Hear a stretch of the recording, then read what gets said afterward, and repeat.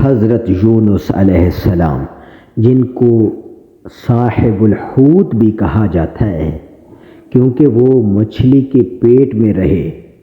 اسی وجہ سے مچھلی کے پیٹ میں رہنے کی وجہ سے حضرت یونس علیہ السلام کو صاحب الحوت کہا جاتا ہے۔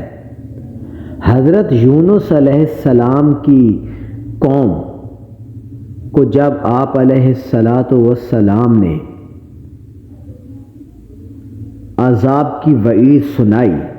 اور وہاں سے خود تشریف لے گئے تو آپ علیہ السلام کے جانے کے بعد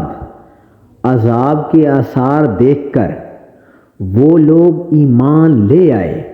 اور انہوں نے سچے دل سے توبہ کی تو ان سے عذاب اٹھا لیا گیا۔